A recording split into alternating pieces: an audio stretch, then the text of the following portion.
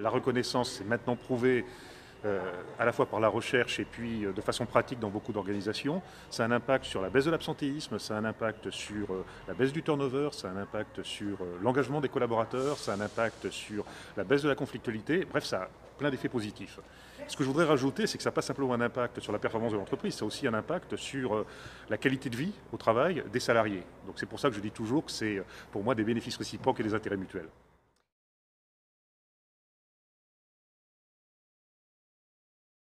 C'est que la reconnaissance, ça s'adresse à tous les types d'entreprises, à tous les types de salariés. Donc moi je voudrais juste leur donner 2 ou 3 conseils maximum, mais qui me semblent très importants.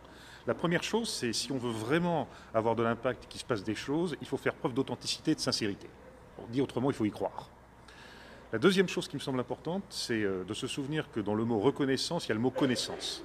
Et donc pour reconnaître au quotidien, c'est ce qui est le plus souvent demandé par les salariés, eh bien, il faut connaître l'autre, et c'est d'autant plus facile quand on est dans des petites organisations qu'on a vraiment l'occasion de se connaître et de se côtoyer au jour le jour.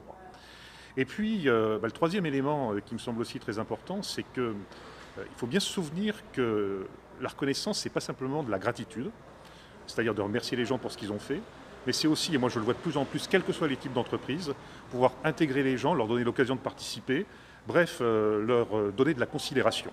Et donc bien combiner à la fois gratitude et considération. Et ça, encore une fois, c'est d'autant plus, à mon avis, facile dans les petites organisations qu'on se côtoie au quotidien et que donc le déploiement va être facilité.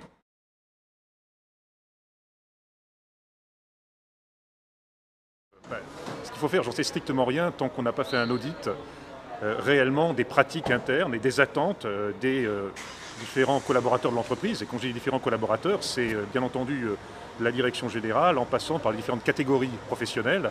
On passe aux pilotes, on pense au PNC, on pense au personnel au sol. Mais c'est important de prendre en compte, encore une fois, dans une optique de considération, l'ensemble des parties prenantes de l'entreprise.